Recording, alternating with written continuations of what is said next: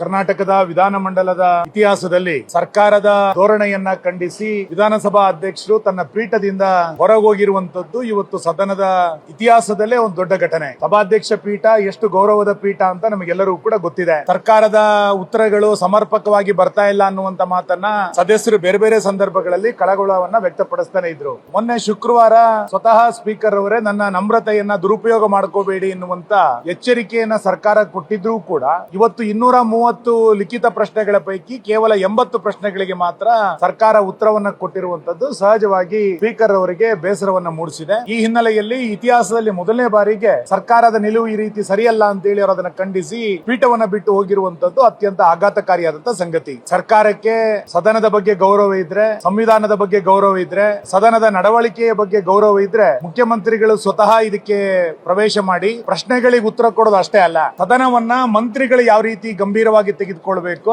ಮತ್ತು ಅಧಿಕಾರಿ ವರ್ಗ ಯಾವ ರೀತಿ ಗಂಭೀರವಾಗಿ ತೆಗೆದುಕೊಳ್ಬೇಕು ಅನ್ನೋದನ್ನ ಮುಖ್ಯಮಂತ್ರಿಗಳು ಇವತ್ತು ಸ್ಪಷ್ಟಪಡಿಸಬೇಕಾಗತ್ತೆ. ನನಗನ್ಸುತ್ತೆ ಮುಖ್ಯಮಂತ್ರಿಗಳು ಇವತ್ತು ಅಸಹಾಯಕರಾಗಿದ್ದಾರೆ. ಯಾಕೆಂತಂದ್ರೆ ಕಳೆದ ಬಾರಿ ಅಧಿವೇಶನದಲ್ಲಿ ಸ್ವತಃ ಮುಖ್ಯಮಂತ್ರಿಗಳೇ ಪತ್ರವನ್ನ ಬರೆದಿದ್ರು ಎಲ್ಲ ಸಚಿವರಿಗೆ. ಎಲ್ಲ ಸಚಿವರು ಅಧಿವೇಶನ ನಡೆಯುವಂತ ಸಂದರ್ಭದಲ್ಲಿ ಕಡ್ಡಾಯವಾಗಿ ಭಾಗವಹಿಸಬೇಕು ಅಂತೇಳಿ ಮುಖ್ಯಮಂತ್ರಿಗಳೇ ತನ್ನ ಸಚಿವ ಸಂಪುಟದ ಸದಸ್ಯರಿಗೆ ಪತ್ರವನ್ನ ಬರೆದಿದ್ರು. ಮುಖ್ಯಮಂತ್ರಿಗಳ ಪತ್ರಕ್ಕೆ ಯಾವುದೇ ಬೆಲೆ ಇಲ್ಲದಂತೆ ಯಾವ ಸಚಿವರು ಕೂಡ ಇವತ್ತು ಸದನಕ್ಕೆ ಹಾಜರಾಗದಲ್ಲಿ ಇರುವಂತದ್ದು ಆಡಳಿತ ಹಿಡಿತ ತಪ್ಪಿದೆ ಎನ್ನುವಂತದ್ದಕ್ಕೆ ಇದೊಂದು ಜೀವಂತವಾದ ಉದಾಹರಣೆ. ಅಧಿವೇಶನ ವರ್ಷದಲ್ಲಿ 40 ದಿನ ನಡೆಯುವಂತದ್ದೇ ಕಷ್ಟ. 60 ದಿನ ನಡಿಬೇಕು ಅನ್ನುವಂತ ನಿಯಮಾವಳಿಗಳಿದ್ರು ಕೂಡ 40 ದಿನ ನಡೆಯೋದಿಲ್ಲ. ಆ 40 ದಿನದ ಸದನದಲ್ಲಿ ಸದಸ್ಯರ ಪ್ರಶ್ನೆಗಳಿಗೆ ಉತ್ತರ ಬರೋದಿಲ್ಲ. ಉತ್ತರ ಬಂದ್ರೆ ಸರಿಯಾದಂತ ಉತ್ತರ ಇಲ್ಲ. ಯಾವುದೋ ಪ್ರಶ್ನೆಗೆ ಯಾವುದೋ ಮಂತ್ರಿ ಉತ್ತರವನ್ನ ಕೊಡುವಂತದ್ದು ಇದೊಂದು ಪರಿಪಾಠ ಆಗಿರುವಂತ ಹಿನ್ನೆಲೆಯಲ್ಲಿ ಮಾನ್ಯ ಸ್ಪೀಕರ್ ಅವರು ಇವತ್ತು ತೆಗೆದುಕೊಂಡಿರುವಂತಹ ನಿರ್ಣಯ ಬಹುಶಃ ಸರ್ಕಾರ ಇನ್ನಾದ್ರೂ ಎಚ್ಚೆತ್ತುಕೊಳ್ಬೇಕು ನಾನು ಆಗ್ರಹಿಸ್ತೇನೆ. ಮುಖ್ಯಮಂತ್ರಿಗಳು ತಕ್ಷಣ ಸದನಕ್ಕೆ ಬರಬೇಕು. ಸದನಕ್ಕೆ ಬಂದವರು ಇದಕ್ಕೆ ಸ್ಪಷ್ಟೀಕರಣವನ್ನು ಕೊಡಬೇಕು.